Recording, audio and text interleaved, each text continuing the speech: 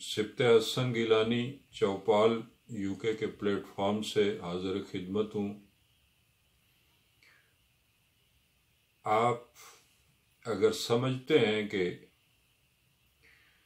हम सच बयान कर रहे हैं तो आपसे गुजारिश है कि हमारे साथ जुड़ जाइए, हमारे इस चैनल को सब्सक्राइब कर लीजिए ताकि हम अपनी बात अपने तबके तक, आवाम तक पहुंचा सकें।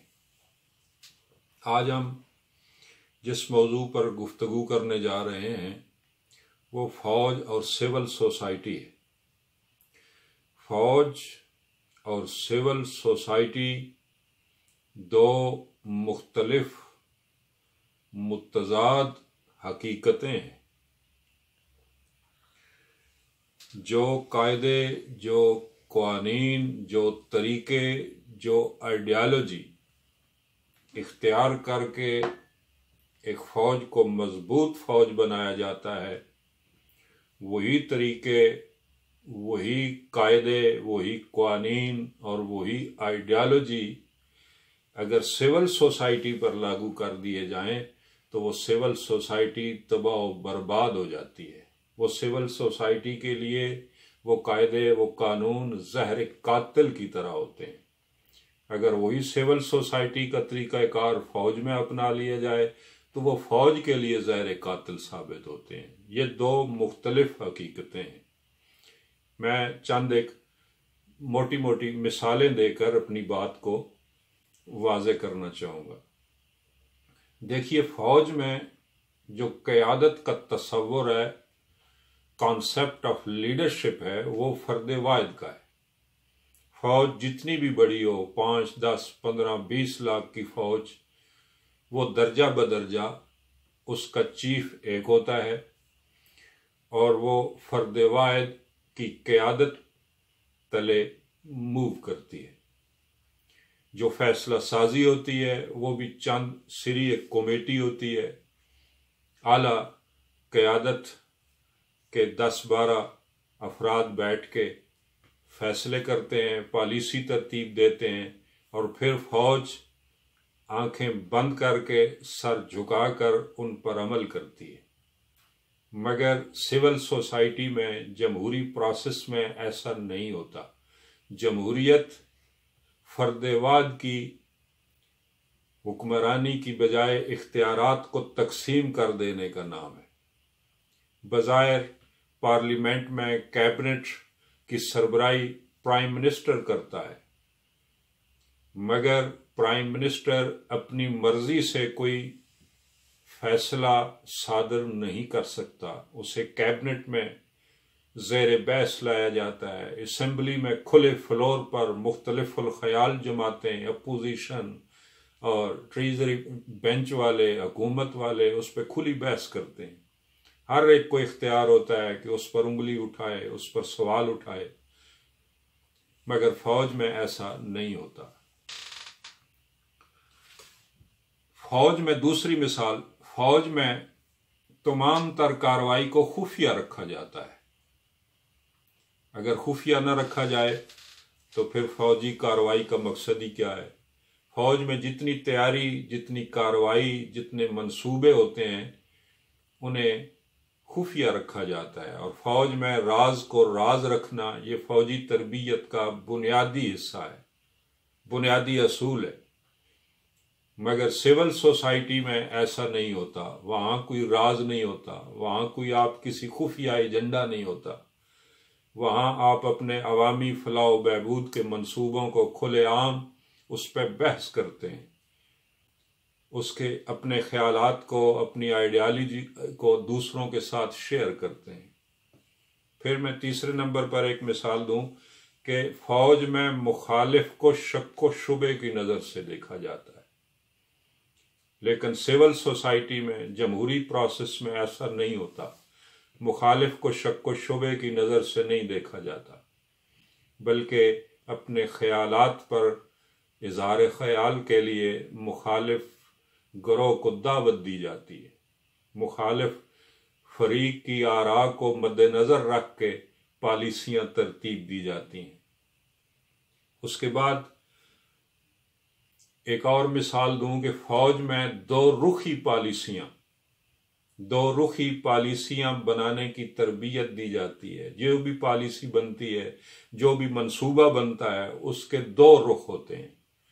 एक वो शक्ल, एक वो रुख जो मुखालिफ को दिखाने के लिए होता है, और दूसरा वो रुख कि जिस पर असल में अमल करना होता है, उस पर अमल पैरा होते हैं, और उस पर अमल करके ही आप फतह हासिल करते हैं और कोशिश करते हैं कि आपके मंसूबे मुखालिफ पर ज़ाहिर न हो।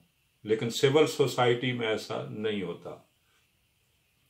फौज को हंगामी सूरत हाल के लिए तैयार किया जाता है ताकि किसी भी हंगामी सूरत हाल से वो निपट सके, और डिस्ट्रक्शन के लिए, तबाही और बर्बादी के लिए, दुश्मन की तबाह और बर्बादी के लिए उसे तरबियत दी जाती है। मगर सिविल सोसाइटी में ऐसा नहीं होता। सिविल सोसाइटी में इसके बरअक्स होता है। वहाँ किसी हंगामी सूरत हाल का कोई तस्वुर नहीं होता। सिविल जमहूरी प्रोसेस में देरपा अमन मकसद होता है, कोई हंगामी सूरत हाल से निपटना नहीं होता। और फिर एक और असूल जो फौज में, जिसको बड़ी अहमियत हासिल होती है, कि फौजी दिमाग मुखालिफ की मुकम्मल शिकस्त पर यकीन रखता है और अपनी मुकम्मल फतह पर यकीन रखता है। लेकिन सिविल सोसाइटी में, जमहूरी प्रोसेस में ऐसा नहीं होता। वहाँ आपने मुखालिफ को मुकम्मल शिकस्त से दो चार नहीं करना होता। आपके पास कोई मुकम्मल फतह का कोई ऐसा एजेंडा नहीं होता। धीरे धीरे, आहिस्ता आहिस्ता अपने मकसद तक पहुंचना होता है, अपने मंसूबों को पाए तकमील तक पहुंचना होता है। वहाँ कुव्वत का इस्तेमाल नहीं होता। वहाँ दलील के साथ आपने दूसरों को कायल करना होता है। और फिर सबसे जो बड़ा फौजी तरबियत का असूल ये है कि एक फौजी दिमाग कुव्वत पर यकीन रखता है। फौज बुनियादी तौर है ही कुव्वत, जदीद तरीन असले से लेस कुव्वत। वो हर तरह की जिस्मानी तौर पर हंगामी सूरत हाल से निपटने के लिए तैयारी ही उसका मतमय नज़र होती है। लेकिन सिविल सोसाइटी में ऐसा नहीं होता। सिविल सोसाइटी में आप मद्दे मुकाबल को हज़्बे मुखालिफ के साथ कुव्वत का इस्तेमाल नहीं कर सकते। वहाँ इस बात की कोई इजाज़त नहीं होती। वहाँ दलील के साथ आगे बढ़ना होता है। यही वजह है कि जदीद जमहूरी सोसाइटी, जदीद रियासत में अस्करी कुव्वतों को सियासी अमल से दूर रखा जाता है। इमरानियात और जदीद